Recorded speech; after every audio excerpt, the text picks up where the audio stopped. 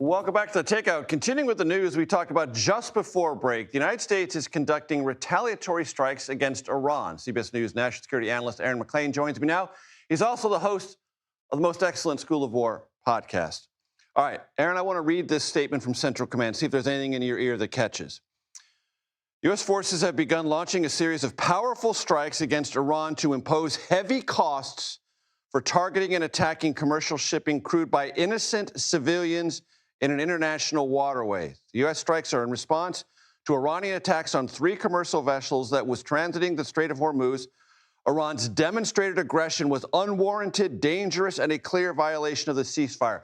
There's more verbiage in this than we've seen in recent U.S. retaliatory strikes. What, if anything, makes an impression upon you? Hey, good evening, Major. So we're going to have to see as more information about these retaliatory strikes come in as to whether or not they amount to more than what we saw last week. You'll recall we were talking about very similar news last week when Iran was striking ships here in the so-called Omani Channel on the Strait of Hormuz. The United States hit targets here along the Iranian coast, basically targeting the radar systems and other systems involved in these Iranian strikes. Will the retaliation be limited to that? My estimate based on past behavior is probably. Or will we be striking things further abroad in Iran? Also, there's this question of the revocation of the waiver allowing Iran to sell its oil. That's big news today. Explain why that is so important. So, in addition to this now exchange of fire in the Strait, the United States today essentially revoked one of the key pillars of the Memorandum of Understanding that's only been in effect for a couple of weeks now. The United States had 2 ways to punish Iran economically in the Strait. Primarily, there was the blockade, which the United States was running here, and then there was this legal system by which any oil that could get through for whatever reason couldn't be sold legally. Well, today we made it illegal again. So the question is, will this blockade come back into action? And will these strikes be more than the sort of tit for tat that we saw last week? And this injects, does it not, Aaron, uncertainty into the flow through the Strait? Oil markets late in the afternoon upon getting this information trended up.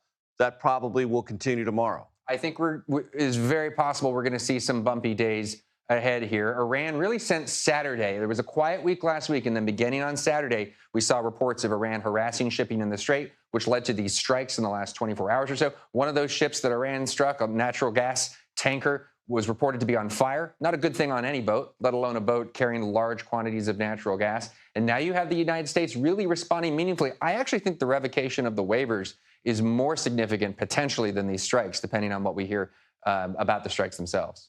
Aaron, what is, in general terms, still strikeable, not here, but other parts of Iran, if I could impose upon you? Well, gosh, I mean, Major, we've had a ceasefire of sorts since April the 7th. So that's several months now that Iran has had to reconstitute its military capabilities across the board. So all the kinds of targets that you saw back during the peak of the fighting in March and April, their missile systems, their air defense systems, things like that, they will have had time to work on since then. We will no doubt have been watching that carefully and rebuilding. And the president always talks about infrastructure, too, that is not related to the military, but is related to the very essence of the Iranian functioning economy and life. I would be surprised if we've gone that far. That's always been the president's threat, is finally I'm coming for the Iranian economy. It's going to be bridge and power plant day. We are going to effectively go after the destruction of Iran's economy. That's always out there as a possibility. I doubt it's just, again, based on past practice and behavior, I doubt it's the target set we're going to see out of this set of attacks, but it's always there as a possibility. We don't know if past is prologue, but we do know the Wall Street Journal reported not too many days ago that there was a high-level meeting with the president and his military advisors about